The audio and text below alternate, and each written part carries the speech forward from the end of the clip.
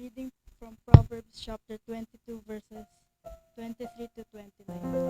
For the Lord will plead their cause and spoil the soul of those that spoil them. Make no friendship with an angry man, and with a furious man thou shalt not go, lest thou learn his ways and get a snare to thy soul. Be not the one of them that strike hands, or of them that are sureties for debts. If thou hast nothing to pay, why should he take away thy bed from under thee? Remove not the ancient landmark which thy fathers have set. Seest thou a man diligent in his business? He shall stand before king, he shall not stand before mean men.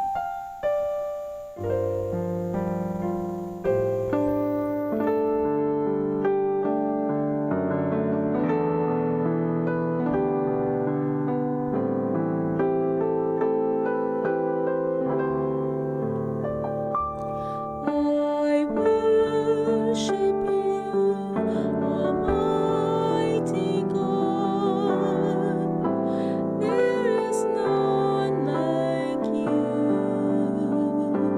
I worship you, O Prince of Peace. That is what I want to do. I give you praise, for you are my righteousness.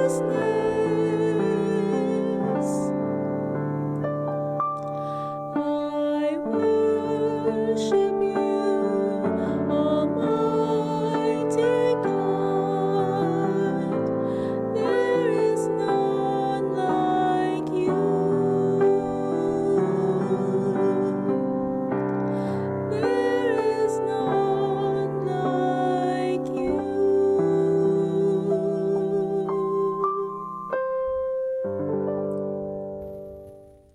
Tayo po'y muling manalangin. Panginoon Diyos, maraming po salamat sa hapon ito. Maraming po salamat, Panginoon, sa dumaan, Panginoon, ng mga oras. Mula po sa aming service kanina umaga, Panginoon. Muli kami po'y makakadinig, Panginoon, ng inyong salita. Nagaling po, Panginoon, sa aming pastor. Patuloy niyo po siyang palakasin. Bigyan niyo po siya ng magandang boses, Panginoon, po makapagpapalay po siya ng maayos, Panginoon. Panginoon, sa hapon ito, gabayin niyo po ang mga tutulong sa service na ito, maging ayaw pong operator, Panginoon. Mga nanonood, Panginoon, at mga hindi po nakakilala sa inyo, Panginoon. Dinadalangin ko po, Panginoon, na mahihap po, Panginoon, ang mensahe ng inyong ebanghelyo sa buong mundo, Panginoon, na mga hindi po nakakilala. Muli, Panginoon, gabayin niyo po kami sa hapon ito. Maraming po salamat sa inyong mga biyaya. Sa pangalan ni Jesus. Amen. Good afternoon po sa lahat.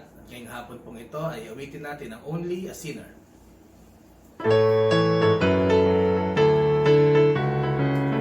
Samahan niyo po kami.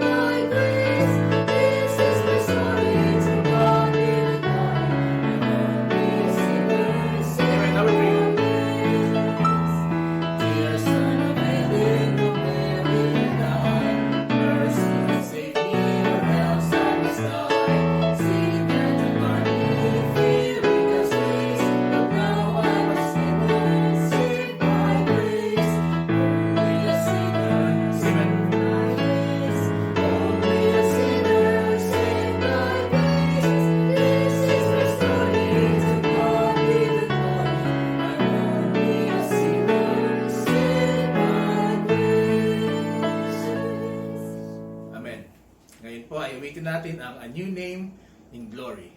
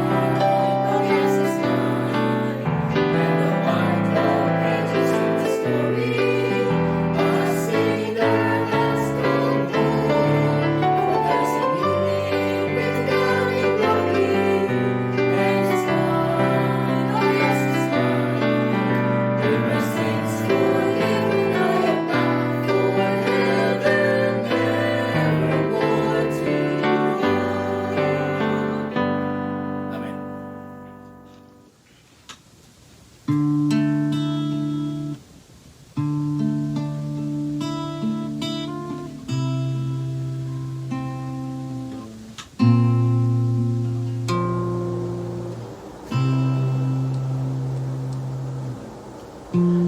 heart can be so troubled, trembling with fear.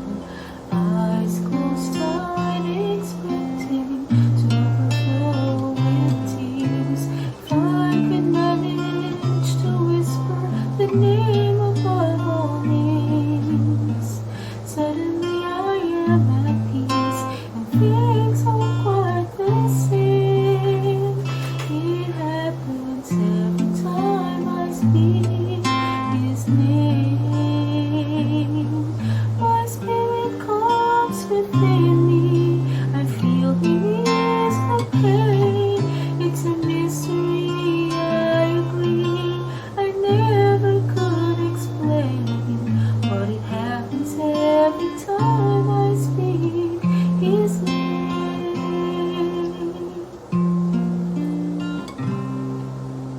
Why is it we seek comfort from everyone but Him? When hurts and fears leave us lonely and condemned. Over the sound of Jesus' name to soothe and gently mend. Let the broken hear the name that makes things new again. It happens every time I speak His name. My spirit calms within me. I feel He nears the pain. It's a mystery, I agree. I never could explain, but it happens every time I speak His name. Jesus, Jesus, Jesus. There's just something about that name. It happens every time I speak the name of Jesus. My spirit calms within me. I feel He needs the pain. It's a mystery, I agree. I never could explain, but it happens every time I speak His name.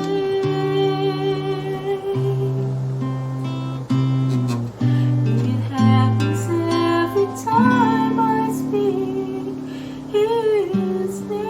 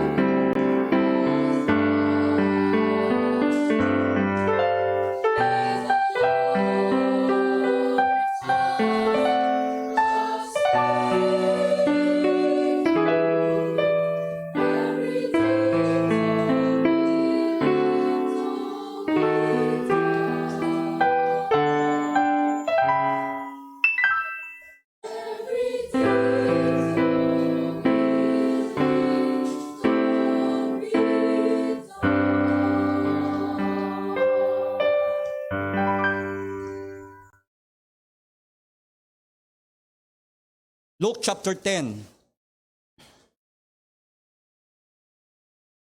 verse 38, a familiar story na atin pong makikita ngayon.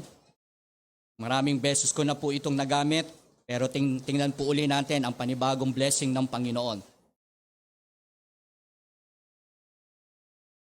Verse 38 to 42.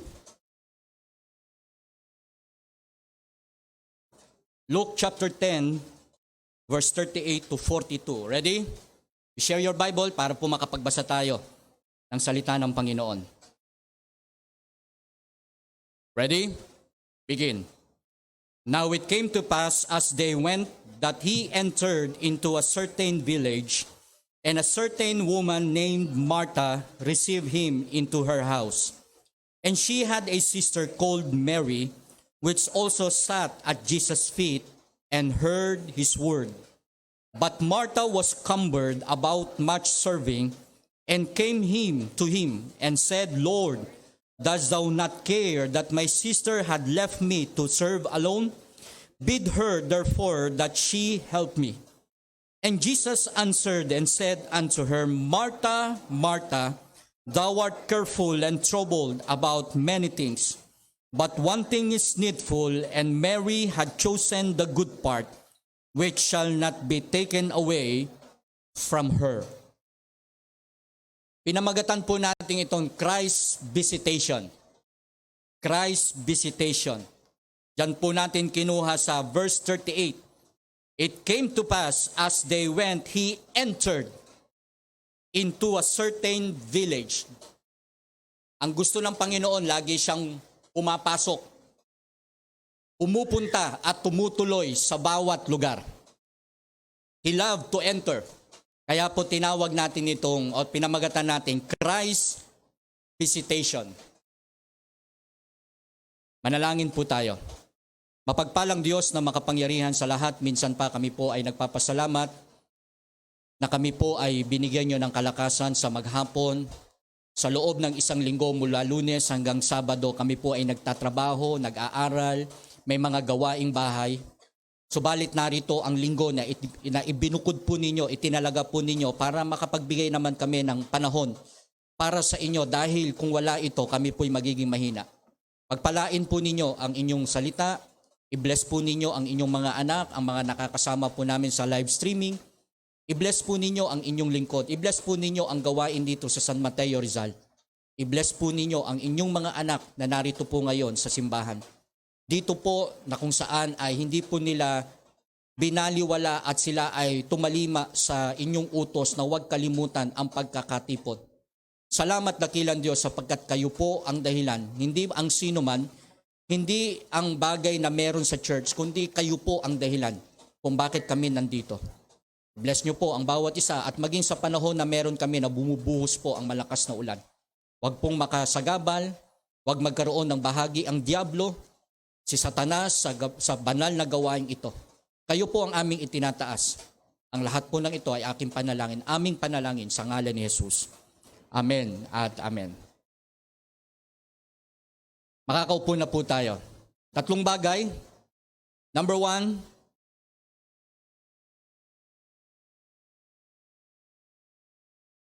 Mary, her Christian service. Number 2, Martha cares for herself.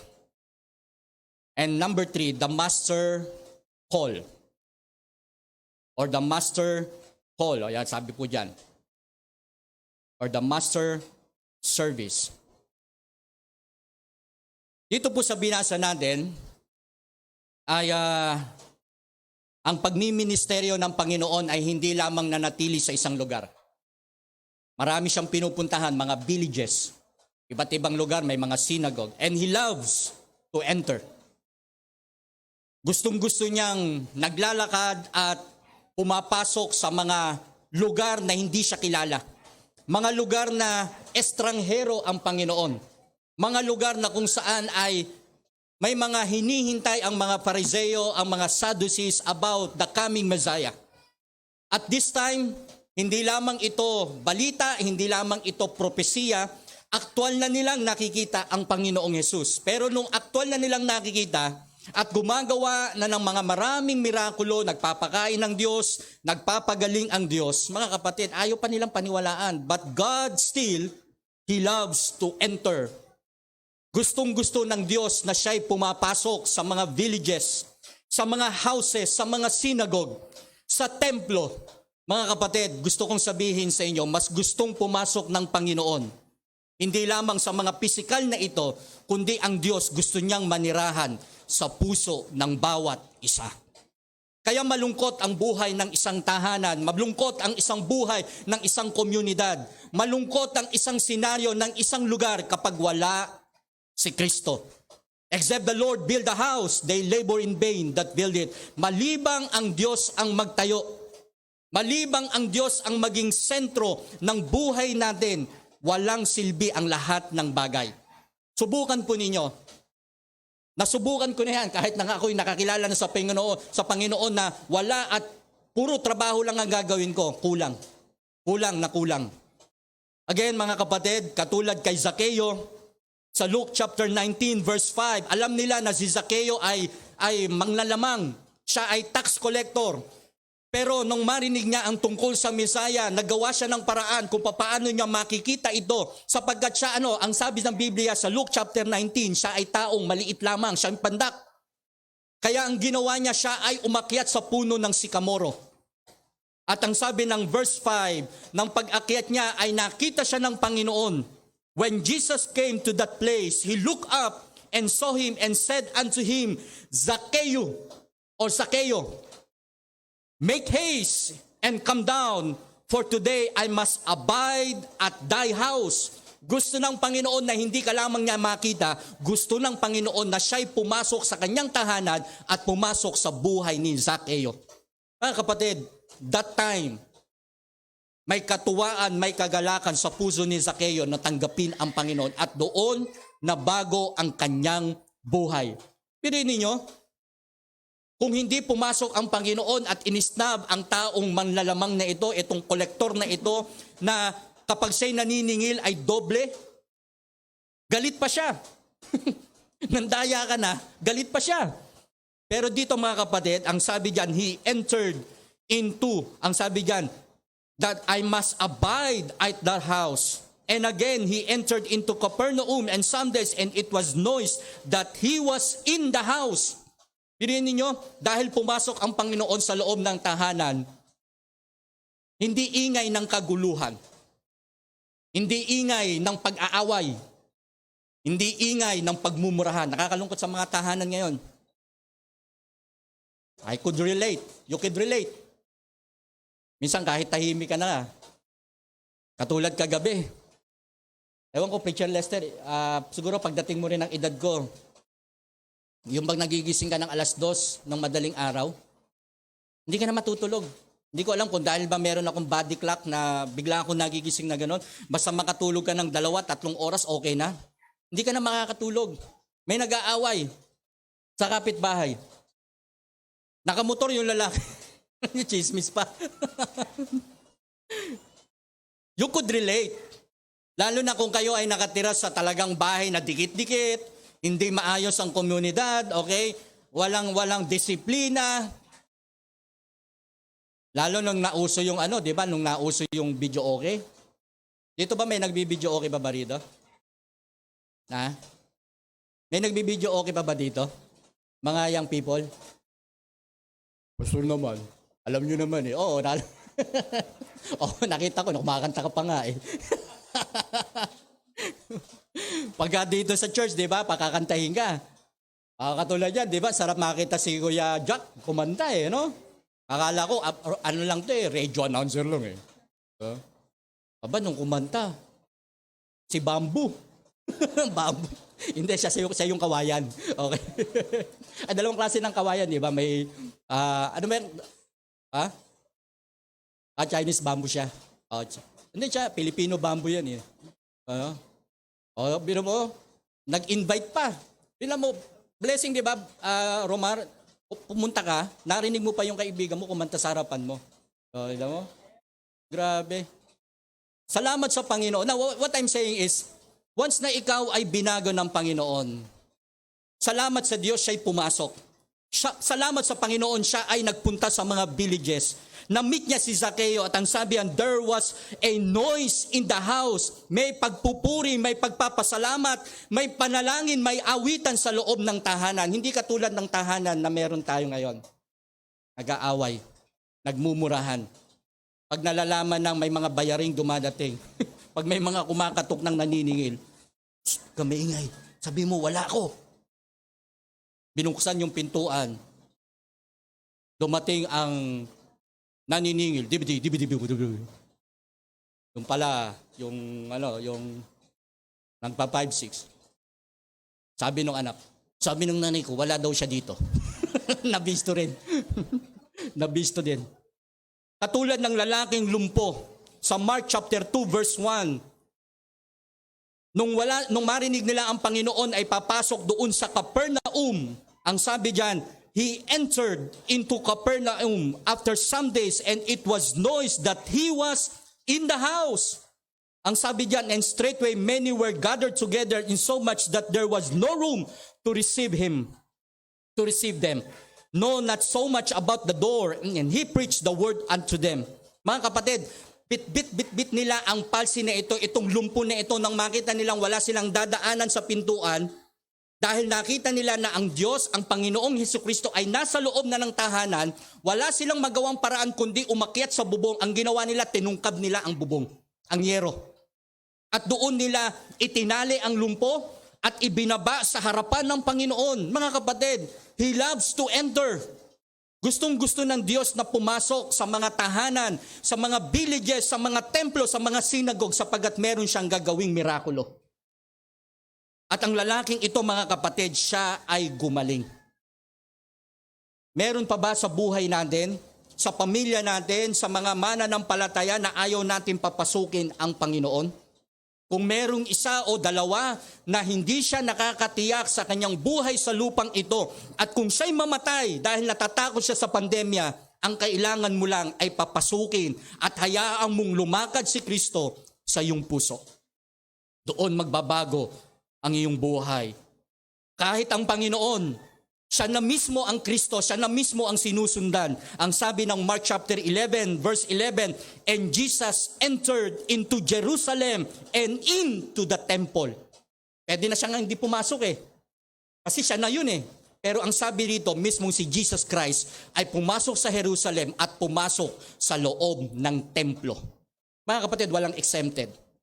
Walang magsasabing siya'y hindi, nagpe-pray naman ako sa Panginoon Ako naman ay laging nagdadasal sa Panginoon. Ako naman ay nag-umaawi. Hindi po, walang exempted. Once na sinabi ng Panginoon na huwag kalimutan, tayo'y umawi, tayo ay magbigay, tayo ay mag-soul winning. Lahat tayo po ay qualified at dapat gumawa para sa paglilingkod sa Panginoon. Even the Lord Jesus Christ enter into the temple. Salamat sa Panginoon. Salamat sa Panginoon. Nasubukan ng ating pananampalataya na ngayon ay umuulan, pupunta ba ako o hindi? Maraming Kristiyano parang asin, kapag ka umulan na, natutunaw, magdadalawang isip na ay mapuputikan ako. Yung iba sasabihin ay tinatamad ako. Ay yung iba yung sasabihin matutulog muna ako, pagod ako kahapon. Paano pagtulog mo, hindi ka na nagising, kamusta yung mga gagawin mo pa?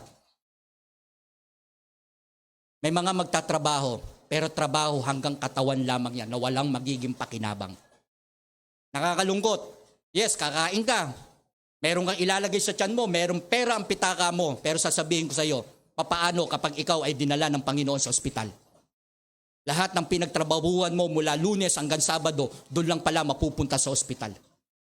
Sayang. Nakukuha niyo ibig sabihin? Imbis na yung pera na, Panginoon, salamat, mula Lunes hanggang Sabado, nagtatrabaho ko, meron akong pumapasok na pera, meron akong naiipon. Pagdating ng Sunday, itatabi ko na ang para sa Diyos at maglilingkod ako para sa Kanya at ibabalik ko naman para sa Panginoon. Paano kaya ang sasabihin mo, ay nako, may pera ako ngayon. Ano kaya pwedeng bilhin? Magbumula ko. Total, pwede nang pumasok. Bibili kaya ako ng bagong gadget ngayon? O makikipag-date ako ngayon? May naipon naman ako Pwede na kami sa Mga kapatid, huwag niyong unahin ang mga bagay na pansamantala. Unahin niyo ang mga bagay na pangmatagalan. Unahin niyo ang Panginoon. And even the Lord Jesus Christ is not exempted. He entered. Ang sabi niya, siya mismo. Bakit? Siya kasi ang example natin eh. Ang hirap preacher? Ang hirap tayo bilang leader. Ang mga members pwedeng umabsent, pero tayo, ano kaya ganun mga kapatid? Mga kapatid, hindi ako makakapunta ng church. Ang sakit ng ulo ko. Ang hirap. Ang hirap. Pero we have to live by example. Maraming mangyayari kapag hinayaan mo ang Diyos na pumasok at hayaan mong tumuloy ang Panginoon sa loob ng inyong tahanan. Sa loob ng buhay ng isang tao na wala sa Panginoon. Kung kung ang Panginoon ay kanyang papapasukin sa kanyang puso, magbabago ang kanyang buhay. Ang sabi po rito, Mary, her Christian service at that, ang sabi dito, she had a sister called Mary, which sat at Jesus' feet and heard His voice, His word. It is a place of submission. It is a place of surrender. Hindi lang yung sumurrender kang ganyan, kundi talaga magpapasakop ka. Iba kasi yung surrender sa submission. Mas malalim yung submission na talaga magpapakumbaba ka sa Panginoon. And when Mary saw Jesus Christ enter, pumasok sa bahay nila, binuksan ni Marte. Pero pagbukas ni Marta ng pintuan, ang ginawa ni Marta, dumiretso na siya sa kusina. Nung makita ni Mary na ang Panginoon ay nakapasok na at nakaupo, ang ginawa ni Mary, ang sabi diyan, he sat and fell down. Ano sabi yan? Verse 39. And she had a sister called Mary, which also sat at Jesus' feet and heard His voice, His word. Mga kapatid, katulad ngayon, not literal na tayo ay andito si Kristo, nakaupo tayo. It is just a symbol of na ngayon nakaharap tayo sa Panginoon, nakaharap kayo kay pastor, lahat tayo bilang church, tayo'y nakaupo at humaharap tayo sa Panginoon. Nakikinig tayo. Salamat sa Panginoon. Maganda ang ating itsura ngayon. Maganda ang ating kalagayan ngayon. May mga magagandang church. Pero ang sinasabi rito ng Panginoon, kapag siya ay dumating, kapag siya ay nandyan na, kapag oras ng gawain, kapag oras ng pagsamba, kapag oras ng mga gathering ng ating fellowship, mga kapatid, let us sit. Tayo'y umupo sa paanan ni Kristo.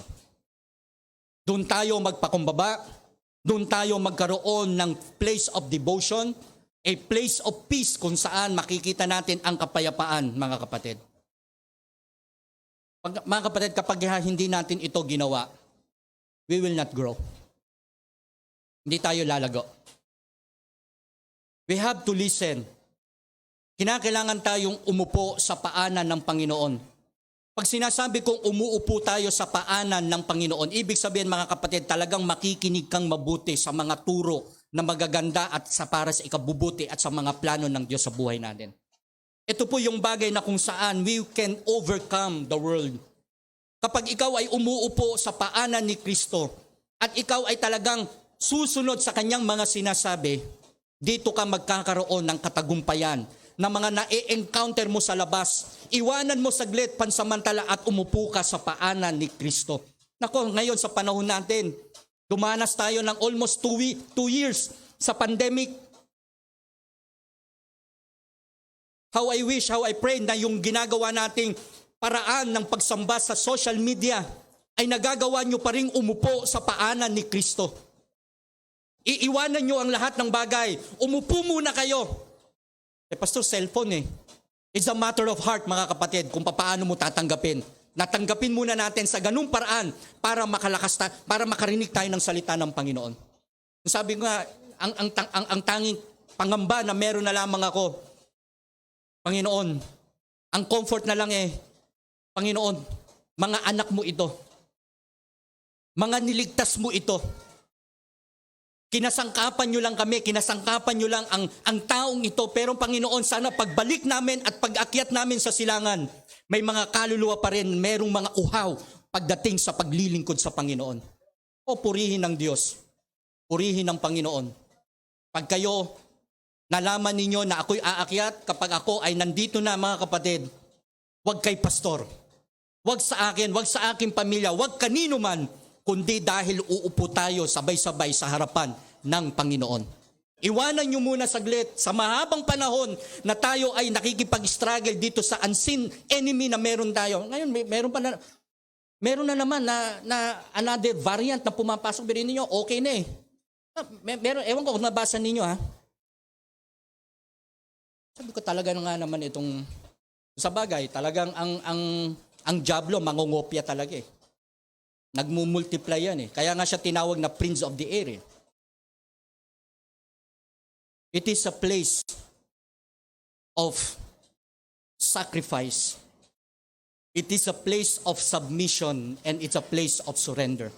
Kapag andito po tayo, dito na papasok yung pangalawa natin, that Martha cares for herself. Kanina, Mary, her Christian service, at this time, yung kay Martha, that he cares for herself.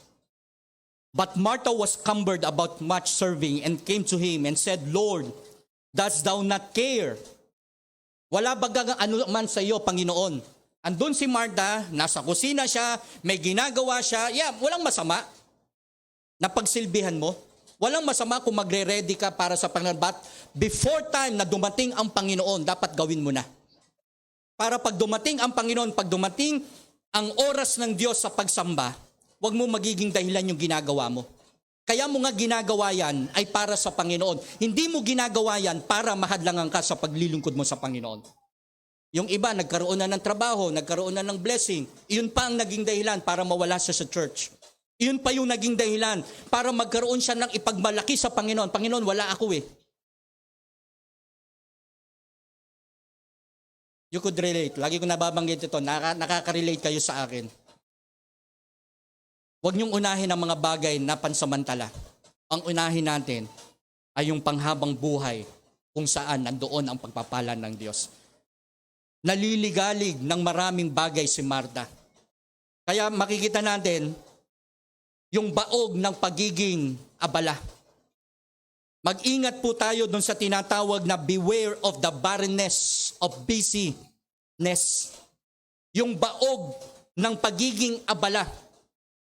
Anong ibig sabihin ng baog ng pagiging abala? Yung abala ka pero walang kwenta. Meron bang ganun? Yung trabaho ka ng trabaho, walang nangyayari. Parang mga nanay yan eh. Trabaho ng trabaho, linis ng linis sa bahay. Yung iniwan mo malinis, umalis ka saglit, mamaya andun na yung kalat. Ang dami mong nilinis, okay, tinabi-tabi mo, nilalis-walis mo. Aba, pag alis mo, andun na naman. Yun yung klaseng trabaho ng beware of barrenness of busyness. Nakakainis yung ganon. Trabaho ka ng trabaho, saan napupunta? Gawa ka ng gawa, walang nangyayari. Nauubos ang lakas mo, nauubos ang panahon, nauubos ang oras. Yung effort na meron ka, hindi naman palakas ng palakas, kundi pahina tayo ng pahina.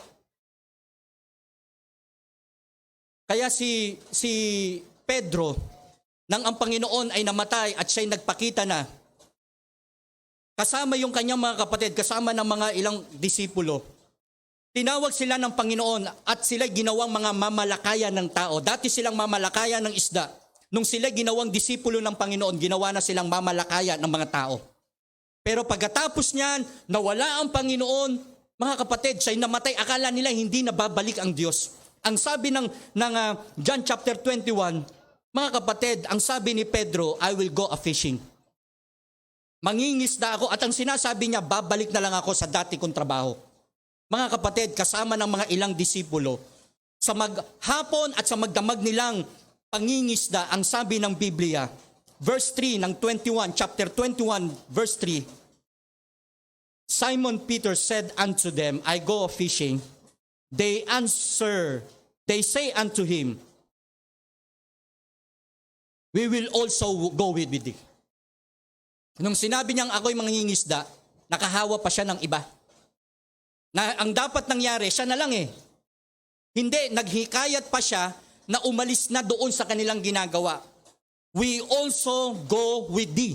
Ang sabi ng ila, they went forth and entered into a ship immediately. Mga kapatid, mga professional, mga mahusay na mga mangingisda ito. Hindi po pwede na kahit dilis, wala silang mahuli. Tama ba yung sinasabi ko? Kung ikaw yung mangingisda, kahit isang dapat may nahuli ka eh. Pero ang sabi ng Biblia, mga kapatid, that night, ngayon, nung oras ding yon, yung pagkatapos nilang mapunta sa kanilang paghatak ng kanilang net, mga kapatid, ang sabi ng Biblia, wala silang nakuha. They caught nothing. Zero. Kaya nga ang sabi to, beware of the barrenness. Yung busyness, na trabaho ka ng trabaho, gawa ka ng gawa, katulad ni Martha, nagtatrabaho siya, mga kapatid, dalawa na yung kanyang kinakausap, Panginoon, wala bagang ano sa'yo? Na yung aking kapatid ay nakaupo dyan at hinayaan ako magtrabaho? Mag-ingat tayo. Baka mamaya habang nagtatrabaho tayo, ang mata natin naninisi na sa ibang tao. Mag-ingat tayo. Mag-ingat kayo. Na habang gumagawa ka, naghahanap ka ng masisisi. Dati ako may kasama dito, ngayon na wala na. Lagi na lang ako nagtatrabaho dito, nasaan na ba yung iba?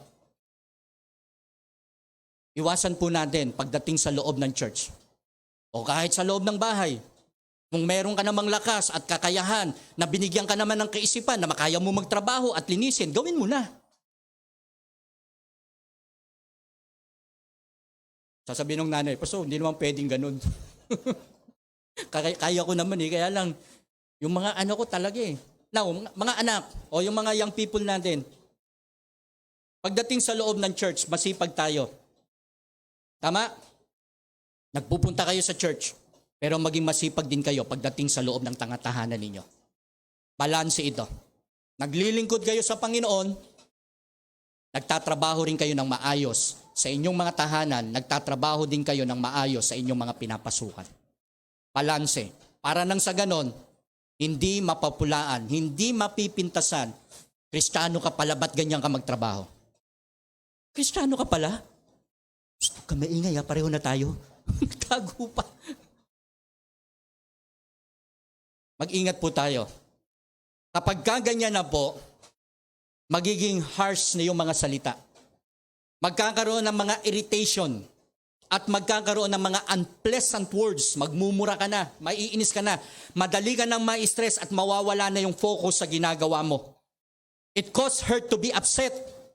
It caused her to talk instead of listening. Nagsalita na siya at ang kinakausap niya na ng pabalang, mga kapatid, ang Panginoong Jesucristo. Mag-ingat tayo, baka mamaya yung ating pinagdadabugan, nanay natin. Walang dapat mangyari. Now, let me tell you this. Walang dapat isang magulang o isang anak o young people na kailanman ay magmumura sa kanyang anak o sa kanyang magulang. Shame on you. Mahiya tayo. Pastor, nagmumura mga magulang ko eh. Ngayong natuturuan ka, nandito ka sa church. Ngayong araw na to, huwag mo nang gawin. Kung nagmumura ka pa, mahiya ka naman sa sarili mo na dati ka ng makasalanan, binago ka na ng Panginoon, sana mabuhay ka na ng maayos sa harapan ng Diyos. Instead of talking, instead of listening, nagsalita na siya. Ang mga lalaki, pagka mainit na yung ulo, parang naan na kami. Pagpasensyahan nyo na, talagang tahimik lang kami. Minsan gusto naming umalis. Pabayaan nyo lang sapagkat minsan talagang, alangan naman maging bomba kami at maging atomic bomb kami sa loob ng bahay. Pagka nangyari yan, mga kapatid, hindi maganda nangyayari. Nagiging atomic bomb kami. Preacher, Pastor, naging si Preacher Lester, paano kaya? May mga cases na ganon. Magka-quarrel, may konting hindi diskusyon, wag muna mag-usap. Pause for a while. Hayaan nyo lang bumaba muna yung temper, yung init. Hayaan nyo lang muna. Magmuni-muni, mag-isip-isip. Instead of mag-criticize, mga kapatid, instead of tulungan niya yung kapatid niya, he criticize. At pagkatapos, mga kapatid, ang sabi rito, nag-doubt na siya na sa Panginoon. Yun ang pinakamabigat. Wala bagang ano sa'yo, Panginoon. Ang sabi diyan Ang sabi diyan sa Tagalog at naliligalig ng maraming paglilingkod at siya'y lumapit sa kanya, sinabi, Panginoon. Yung word na, Panginoon.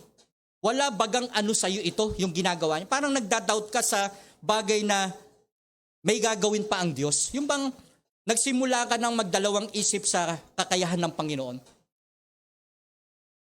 At pag nangyari yan, diyan napapasok ang discouragement. Ano ka na, yung bang mawawalan ka na ng gana. Hanggang sa, ang makikita mo na sarili mo, papasok na yung pride. Lagi na lang ako na lang lagi. Hanggang sa pumasok na yung tinatawag na anxiety. Nababalisa ka na. Yung bang, pag nakikita mo na yung mukha niya, parang, yung bang, ano ka na yung, ano ka na hanggang sa, what happened? Madidepress ka na. Hanggang ka na sa isang tabi. Ano ka na? Umiiyak ka na mag-isa. Hanggang sa pag-iyak mo, tumatawa ka na. Depressed ka na. Pagkatapos ng depress, anong gagawin? Wala na. It's just a matter of hairline sa utak natin. Ang tinatawag na katinuan at kabaliwan. Ano lang yan? Manipis na manipis lang. Manipis pa sa buhok. Yung equilibrium na tinatawag natin. Pag masaya ka, bababa yan. Pero pagka wala na yung kasiyahan mo, babalik ulit sa normal. Pag galit ka, bababa yan. Sa kaliwa. Pag wala na yung galit mo, okay ka na uli, babalik uli. Normal yon. Nakikinig pa ba kayo? Normal yon. Pero kapag ikaw ay ngiti ng ngiti, ngiti ka ng ngiti, nang kahit walang dalat, nag-iisa ka na at hindi na bumalik, may problema na yun. Hindi na bumalik sa normal. At ikaw naman ay sobrang lungkot at lagi ka nang magagalitin. Depressed ka na. Yung bang lahat ng gusto mong makita, gusto mo nang kaaway mo na. May problema na. So what happened to Martha? Nirebuke siya ng Panginoon. The master call is that, Martha, Martha, masyado kang naliligat. Tinawag siya ng Panginoon 2 beses. Dapat 1 beses lang Pero this time, 2 beses siyang binanggit. Para kuhain ang atensyon ni Martha. One thing is needful, ang sabi ng Panginoon kay Martha. Martha, Martha, kapag ka binanggit ang pangalan natin 2 beses, mga kapatid, katulad ni Saul, may emphasis na binabanggit ng Diyos. Kung sa mga panahong ikaw ay naglilingkod, lagi kang tinatawag ng Diyos, ang atensyon na ng Panginoon, hindi sa mga bagay na gumagawa sa Kanya, yung kumikilos sa Kanya, kundi ang panahon na pagtawag ng Diyos ng 1 beses, 2 beses, sa loob ng 1 araw, sa loob ng 1 linggo, at ikaw lagi ang kinakausap ng Panginoon. This time, kinakailangan mo nang makipag-usap sa Panginoon. Nawawala ka na doon sa tinatawag na siya yung sentro ng iyong paglilingkod. Kaya ang sabi ng Panginoon sa kanya, masyado kang naliligalig. One thing is needful. At si Mary, pinili niya ang isang bagay na hindi mawawala sa kanya. Mga kapatid, Christ's visitation, kapag siya'y pumasok, anong magiging reaction mo? Would you be like Martha or would you become like Mary? Manalangin po tayo. Let us pray. Manalangin po tayo. Dakilang Diyos na makapangyarihan sa lahat. Marami pong salamat sa mensahe na aming binalikan way back October 24 na ang pagbisita ng Panginoon sa aming mga tahanan, especially sa aming mga puso, ay nagpapakita ng inyong pagkalinga at pagmamalasakit na kung hindi nyo kami kinatagpo, kami po ay makasalanan pa. Salamat din dakilang Diyos sapagkat ang inyong mga salita ay nabubuksan din sa aming mga tahanan. Marami pang mga panalangin ang aming dapat ibuhos upang ang inyong salita ay makarating pa sa mga lugar. Salamat po dakilang Diyos sapagkat paalala ito, buhay sa isang Kristiyano na kami po ay magpaunlak, tanggapin ang mga salita po ninyo sa aming buhay. Dalangin ko dakilang Diyos na patuloy niyong i-bless ang mga salitang ito. Bagamat kami ay bumalik at pinag-aralan muli ang mga salitang ito, ito ay mapapakinabangan. Ito po ay merong papakinabangan sa mga oras na ito. Maraming salamat sa mga kapatiran na nakasama po namin. Patuloy niyo pong i-bless ang bawat tahanan na ngayon ay hindi po namin nagawa ang magkatipon-tipon dahil nga po sa pandemyang ito at sa kalagayan din po ng inyong lingkod. I-bless po ninyo ang offering, ang awitan, maging ang panalangin sa mga oras na ito. Maraming salamat po. Ang lahat ng ito ay aming panalangin sa ngalan ng Panginoong Hesus. Amen at amen.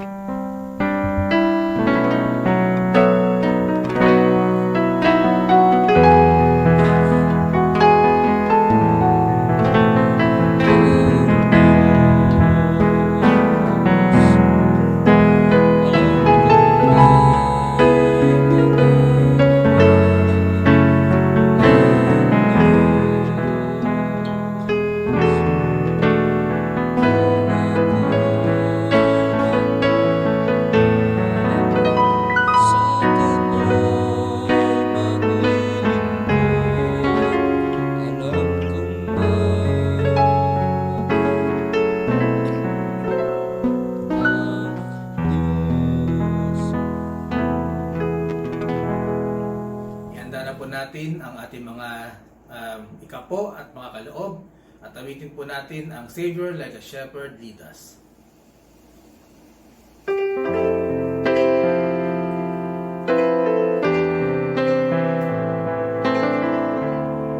Ready? Savior like a shepherd lead us, wash me in thy tender care. In thy blessed pastures feed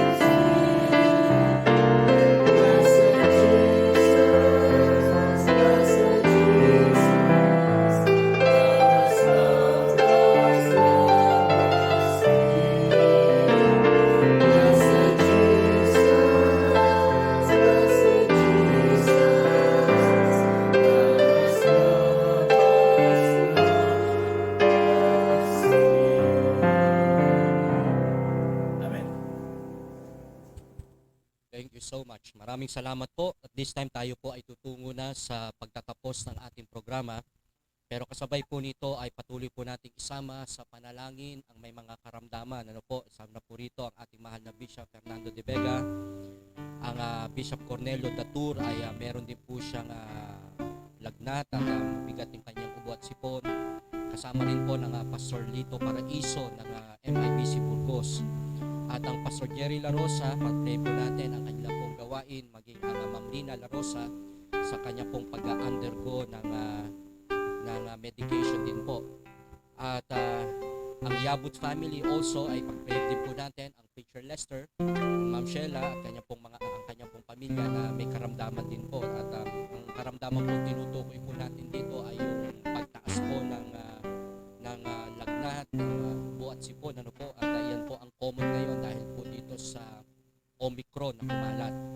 At hindi po tayo naging exempted dyan sa panahon, dahil sa panahon nga po at bigla pong malamig ang panahon at nag-shoot up po yung cases po na yan.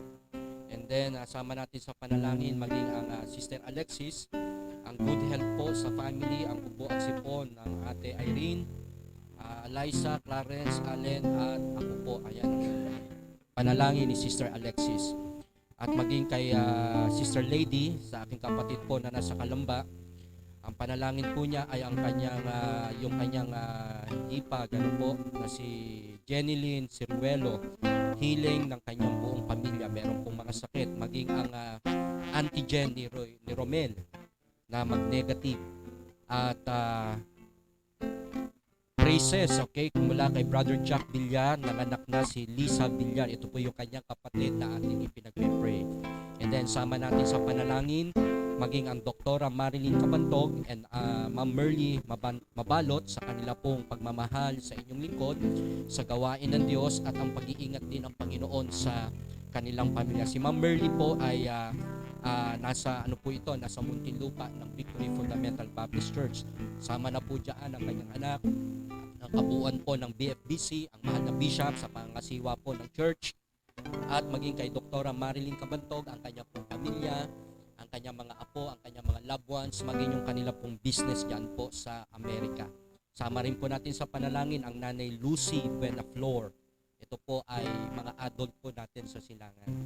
Ayan, kasama na rin po ang inyong lingkod, ang aking pong pamilya, na talagang kami po ay nadali po ng mabigat na karamdaman. So, pag-pray po natin na by this week ay maging maayos na po kami. At talagang yung ubo ay napakatindi. At tayo po ay ingatan ng Diyos. Hopefully pag-pray po natin maging ang pagbubukas ng hardin ng panalangin. Ang target nga po natin ay next week na ito. Pero dahil nga po sa nangyaring ito na may karamdaman kami, tingnan po natin kung ano po ang magiging gawin ng Panginoon sa atin. Dahil nasa atin nga po ang pinakapuso nitong live natin. Alright?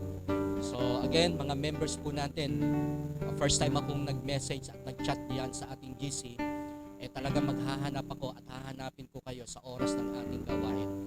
Yan po ay minsan ko lang ginawa, pero dapat kayo rin po ay gumawa ng inyong way para kayo ay makasama sa ating pananambahan. Ang mga Belen family, ang Gutierrez family, ang daming mga pamilyang nawawala. Anyway, maraming salamat din po sa mga nakasama natin sa live. Salamat sa Panginoon kay Brother Jack Villar sa pagtatag ng mga kaibigan po natin. Okay? Maraming salamat, Brother Jack. Sister Alexis Salazar, maraming salamat. Ate Beverly Maragun, purihin ang Panginoon. Cyril Escobar, Brother Cyril, purihin ang Panginoon. Kasama ka rin namin. At kay Sister Agnes Cassia, okay? Purihin ang Panginoon. Okay? Nag-uusap sila rito ni Brother Mar na pareho pala din may sakit, atubot at sipon. Brother Romar Bornales. Okay, Mami Carlota de Belen, maraming salamat po at ingatan kayo ng Panginoon. Pray din natin ang Brother Wilson, meron din siyang karamdaman.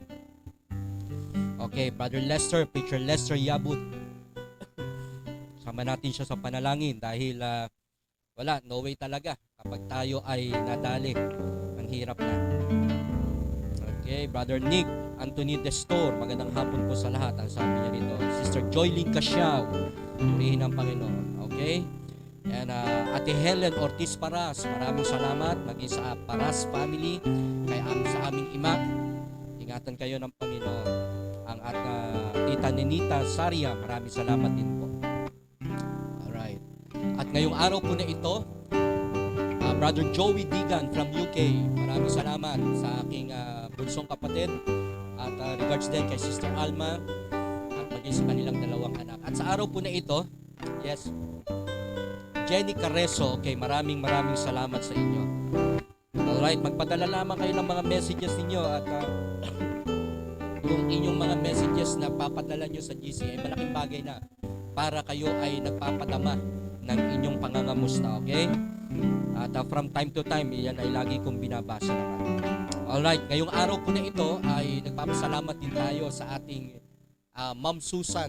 Ito po ay nagdiwang ng kanyang kaarawan kahapon na meron po sanang selebrasyon, pero ito po ay parang na-postpone dahil nga po sa ganitong nangyari sa ating kalagayan. Okay? So again, on behalf of my family ng MIBC Silangan, we love you so much, Ma'am Susan, at kami po ay patuloy na nagpe-pray sa inyo at patuloy namin kayong inilalapit sa Panginoon sa biyaya at kalakasan ng ating Diyos. Okay? At ang buong Orara family. Ayan. May nakalimutan pa ba ako?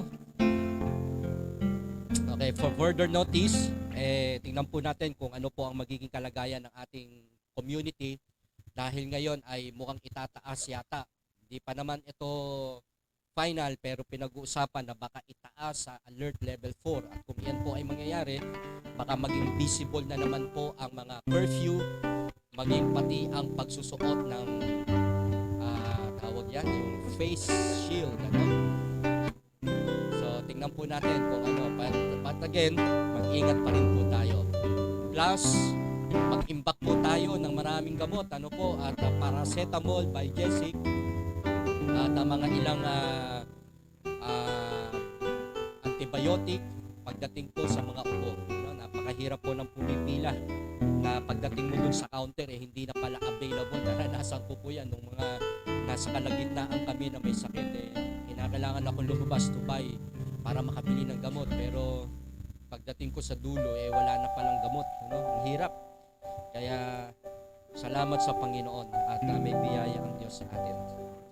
Alright, mananalangin na po tayo at pasalamatan natin ang Diyos sa buong linggong ito na tayo po ay nakapaglingkod sa ating Panginoon. Manalangin na po tayo.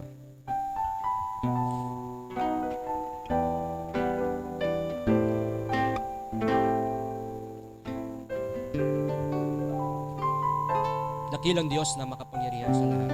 Marami pong salamat sa sandaling ito na ginamit at nagugol ang oras para po sa paglilingkod. Dalangin ko, dakilang Diyos, ang patuloy po paggawa, pagkilos sa buhay ng bawat mananampalataya. Maging ang protection po niyo sa amin. Kinikilala po namin ang aming Jehovah Rapha, our God that healeth. At kayo ang siyang wala nang dakilang manggagamot maliban sa aming Panginoon Jesus. Tuloy niyong hawakan ang mga kapastoran na may sakit, ang aming mahal na Bishop Nando de Vega, Bishop Cornelio Datur, ang Pastor Lito Paraiso, ang Pastor Jerry La Rosa and Mamurina. Tuloy niyo pong hawakan po ang kanilang mga karamdaman. Maging ang Preacher Lester Yabot, Shella, maging ang Sister Alexis, ang kanyang pong pamilya, Mami Irene, Brother Alexander, Sister Eliza Clarence, na meron pong mga mabibigat na ubo at sipon. Nalangin ko, dakilang Diyos, maging ang si Jenny Lynn Ciruelo, napagalingin niyo rin po ang kanyang buong pamilya at maging ang negative result ng antigen ng aking bayaw na si Romel. Nalangin ko, dakilang Diyos, maging ang patuloy na kalakasan niyo sa kapatid ni Brother Jack after na siya po ay makapanganak. Nalangin ko, Panginoon, na one day ang mga pamilyang ito ay makita po namin. Pag bumalik na po sa normal ay sama-sama naming makasama sa pagsamba ang mga naiimbitahan Dalangin ko dakilang Diyos maging ang pag-iingat ninyo sa buhay ko ng Dr. Marilyn Cabandog and Ma'am Merly Mabalot. Salamat po sa kanilang pag-ibig, pagsuporta sa gawain. Maraming salamat maging dakilang Diyos sa buhay po ng Sister Amy Cayabyab na nasa Spain. Ito ninyong kahilugin ang kanyang sugat after the operation at siya'y makabalik na po sa kanyang pagtatrabaho. Dalangin ko, Panginoon, na hawakan nyo rin ang kanyang sambahayan. Dalangin ko, Panginoon, maging ang Nanay Lucy Villaflor, ang kanya po mga pag-inom ng gamot, ang supply ng kanyang pangangailangan sa araw-araw, kayo po ang mag-iingat. Dalangin ko, dakilang Diyos, maging ang Brother Simon, ang Brother Mar Ornales, sa kanyang po pagsipan. Tunay dakilang Diyos na sa oras nito ay maraming mga tao ang naapektuhan dahil po sa malamig na klima at nawa ay patuloy nyo po kaming iingatan. Ang mga gawain ganito ay nagpapasalamat po kami dahil nagpapatuloy ang mga online services. I-bless po ninyo ang bawat mananampalataya. Dakilang Diyos, maging aking buong sambahayan, sa aming asawa, sa aking mga anak, na meron pong pinagdaan ng mabigat na karamdaman. Kayo na po ang siyang patuloy na magbangon sa amin at patuloy na masuportahan din ang aming mga needs araw-araw sa mga pagkain, sa mga gamot, lalo na, Panginoon, sa spiritual na kalakasan. Maraming salamat po sa mga churches na nagpe-pray, sa mga churches na sumusuporta. Maraming salamat po sa pagtataas po ng kamay ng inyong alipin. Ay patuloy niyo pong igawad ang inyong biyaya at pagpapala sa bawat isa. Ang lahat po ng ito ay aming panalangin sa ngalan ng aming Panginoong Hesus. Everybody say Amen. Again, maraming salamat po sa inyong lahat at magkita po muli tayo next week sa ating Hardin ng Panalangin, sa ating midweek service at sa mga gawain pa po na. Again, God bless you.